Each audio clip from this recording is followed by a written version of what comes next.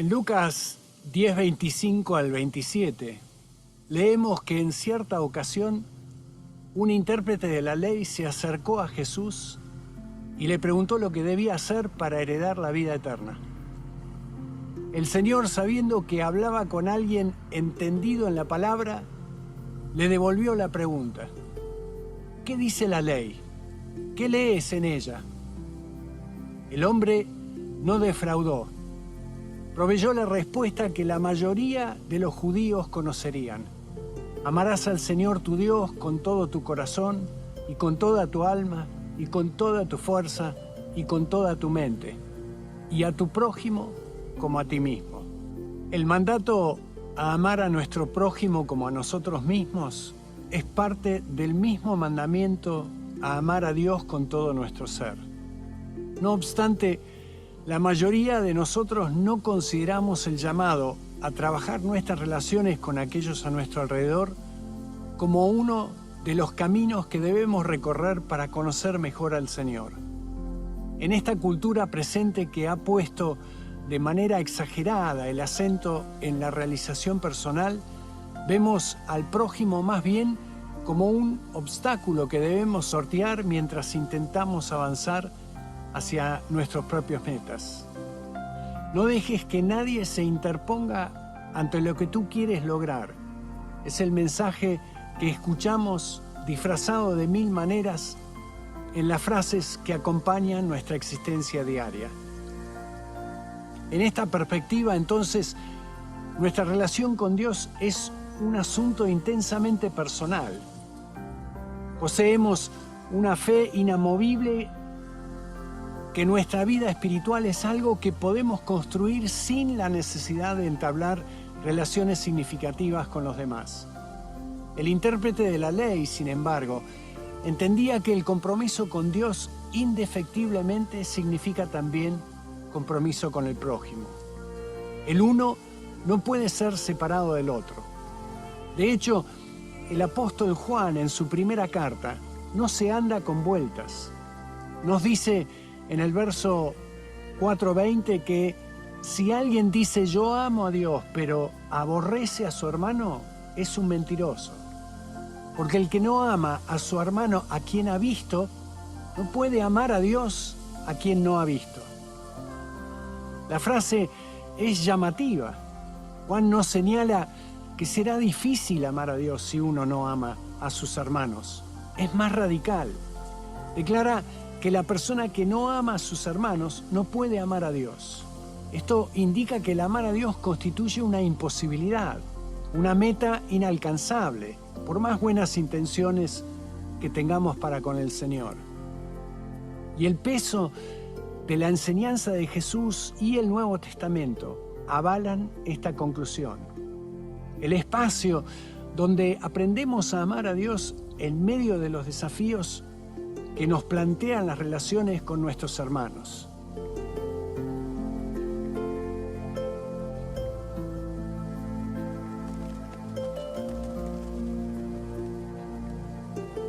El apóstol Pablo emplea una genial analogía para ayudarnos a entender lo indispensable que son nuestros hermanos.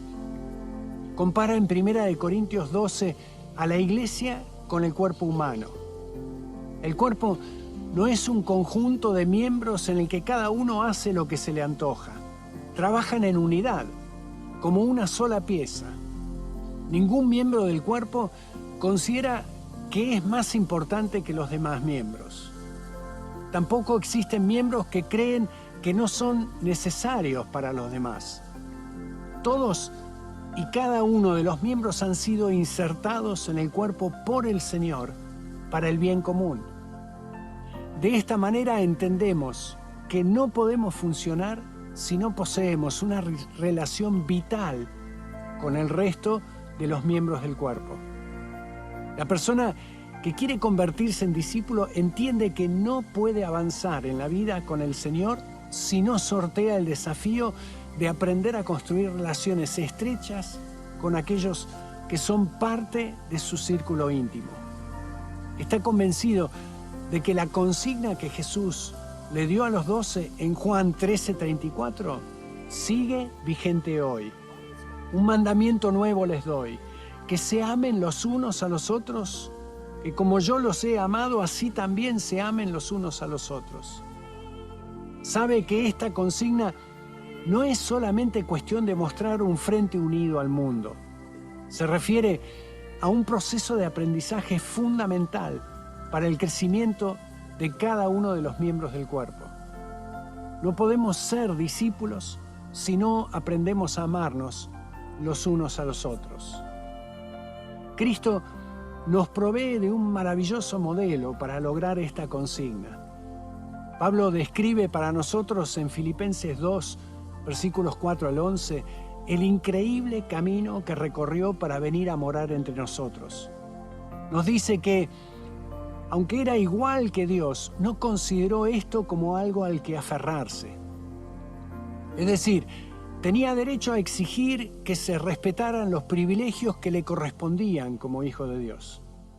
Bien podría haber decidido quedarse en los lugares celestes, junto al Padre. No obstante, este derecho hizo a un lado sus propios privilegios. Es decir, no insistió en que las cosas se hagan a su manera, ni exigió que se tomaran en cuenta sus gustos y sus necesidades. Más bien, nos dice el apóstol Pablo, se despojó a sí mismo. Esta maravillosa frase indica una acción por la que uno sacrifica algo por el bien de otro. Es diferente al camino que recorre la mayoría, en la que despoja a los demás para un bien personal.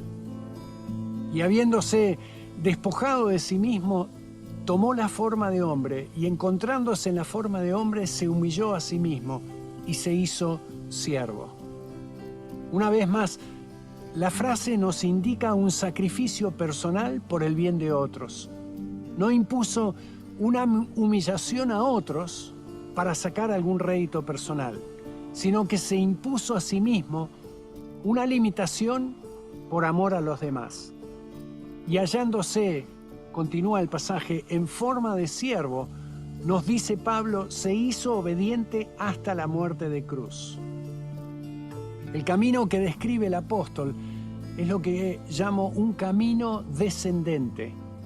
En lugar de buscar la promoción, el avance y la mejoría, Jesús dejó los lugares donde gozaba de privilegios y derechos y escogió esos espacios donde su vida se vio cada vez más limitada y sacrificada. Es el camino descendente porque pareciera que Jesús retrocede cada vez más en sus propias ambiciones personales. No obstante, este camino recorrido, Pablo declara que el Padre lo levantó, le dio autoridad, le confirió un nombre que está sobre todo nombre y lo sentó en un lugar por encima de todas las autoridades y potestades del universo. Lo que Jesús perdió en posibilidades de avanzar en sus ambiciones personales, se lo dio el Padre, sin que Él lo buscara.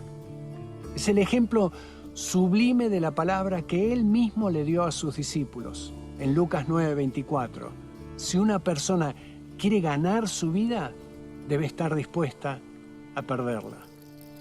Pablo emplea el ejemplo de Jesús para animar a la iglesia a trabajar las relaciones personales con otros. Nos dice en Filipenses 2, 1 y 3 que no debemos hacer nada por egoísmo. Es decir, la obsesión por pensar siempre en lo nuestro y buscar la forma de avanzar en nuestras propias ambiciones es incompatible con la vida a la que hemos sido llamados. Tampoco debemos hacer nada por vanagloria. La vanagloria es una gloria que es ficticia, parece genuina, pero carece de valor alguno en el reino. La vanagloria es el fruto de considerar que uno es más importante y valioso de lo que realmente es. El apóstol nos ofrece una alternativa basado precisamente en este Cristo que no insistió en hacer valer sus propios derechos frente al Padre. Debemos considerar a nuestros hermanos como si fueran más importantes que nosotros. Es importante notar que Pablo no dice que son más importantes. En realidad, todos poseemos el mismo valor delante del Padre. Ninguno es más importante que los demás. Ninguno tampoco es innecesario. Cada uno posee un valor inestimable delante del Padre. Pero nosotros podemos escoger tratar a los demás como si fueran más importantes que nosotros. Es decir, los honramos con un trato que ellos no han buscado, pero que nosotros escogemos darles por amor al Señor. La forma práctica en que trabajamos este principio es acostumbrarnos a ocuparnos más de los intereses de los demás que los nuestros. Podemos, por ejemplo, pasar mucho más tiempo orando por otros que por nosotros, porque entendemos, tal como señala Jesús en Mateo 6:8, que nuestro Padre Celestial ya conoce bien nuestras necesidades. Es verdad, también conoce la de nuestro prójimo, pero a nosotros nos hace bien pasar tiempo esforzándonos por ellos en nuestras oraciones. Podemos, por ejemplo, llegar a nuestras reuniones preguntando al Señor qué podemos hacer por los demás, en lugar de la típica inquietud que poseemos cuando vamos a algún encuentro. ¿Qué tendrá el Señor para mí en este día? Podemos estar atentos, por ejemplo, a las oportunidades que se presentan en la vida cotidiana de hacerle bien a los que están a nuestro alrededor. Al igual que el Señor en Juan 13, que le lavó los pies a los 12, podemos tomar la iniciativa nosotros de hacer algo frente a la necesidad del prójimo, en lugar de criticar a quienes no se ocupen de él.